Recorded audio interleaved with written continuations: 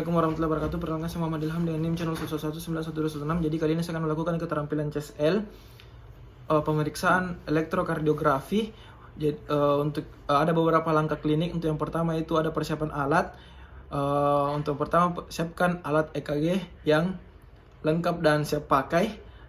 Lalu kapas yang ada di dalam tempatnya dan kapas atau kasa yang lembab. Lalu kita masuk ke langkah selanjutnya, yaitu persiapan pasien. Kita menjelaskan kepada keluarga pasien atau pasien tentang apa yang akan kita lakukan. Lalu kita menyuruh pasien untuk tidur terlentang datar. Lalu kita masuk ke langkah selanjutnya, itu urutan perekaman EKG. Jadi yang pertama itu kita melakukan cuci tangan terlebih dahulu. Lalu kita menyuruh pasien untuk membuka dan melonggarkan pakaian bagian atas pasien dan melepaskan aksesoris seperti jam tangan, gelang, dan logam lainnya. Lalu kita membersihkan kotoran dan lemak pada daerah dada, pergelangan tangan, dan tungkai pada pasien untuk melekatkan manset elektroda.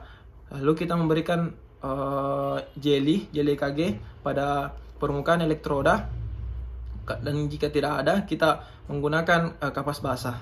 Lalu setelah itu kita memasangkan manset elektroda di pergelangan tangan dan tungkai pasien. Lalu kita memasang arde. Lalu kita menyalakan monitor EKG.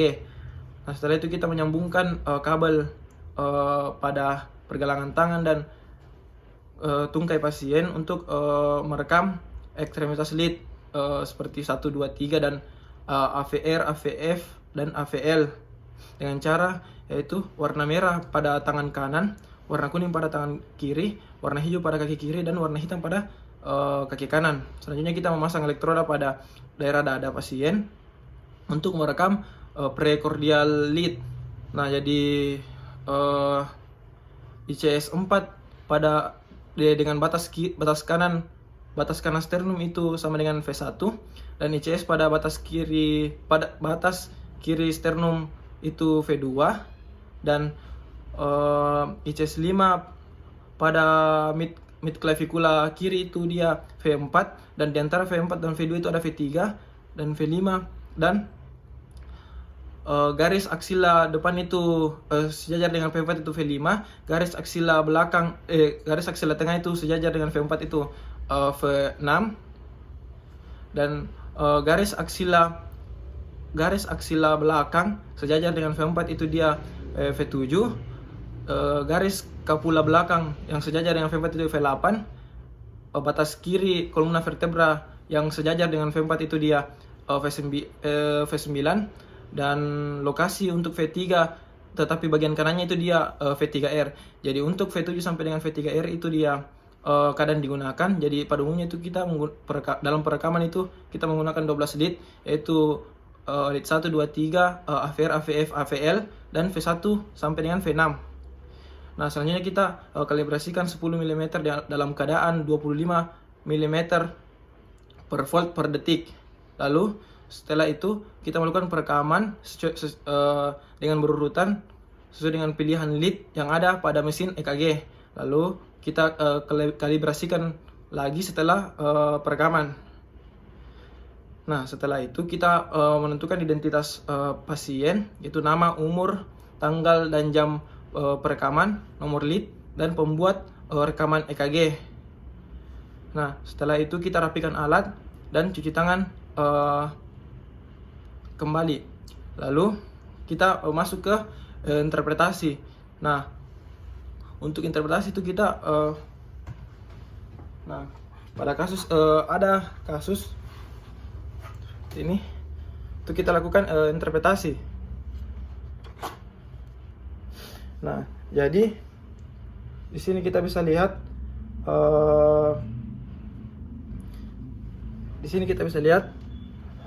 ada kasus. Nah, untuk iramanya itu dia sinus atau normal, denyut jantungnya dia itu 300/4 atau sama dengan 75 bpm normal. Regularitasnya dia itu interval dari R ke R aksen itu dia sama panjang. Lalu aksisnya itu dia lead 1 sama AVF, dan untuk gelombang P itu dia lead 2 dengan V1. Dan interval PR-nya itu dia 3 kotak kecil atau sama dengan 4 dikali 3 dikali 0,04 sama dengan 0,12 second. Nah, kompleks QRS itu dibawa dari 3 kotak kecil atau dibawa dari 0,12 second.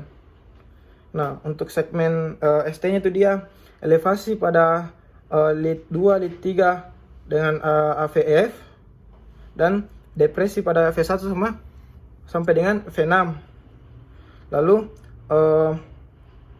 gelombang T-nya itu, tol T-nya itu dia lead 2, lead 3 dan AVF, dan interval QT-nya itu dia lebih panjang daripada 1/2 interval. Nah, jadi kesimpulan yang bisa saya berikan yaitu irama sampai dengan interval VR itu dia normal, dan segmen ST itu dia elevasi lead 2, 3 dan AVF. Itu biasa IM fase akut, dan gelombang T itu tol T di lead 2, 3 AVF atau infrak fase hiperakut, dan interval QT itu dia memanjang, jadi dia lebih panjang daripada 1/2 interval RR. Nah, sekian dari saya. Assalamualaikum warahmatullahi wabarakatuh.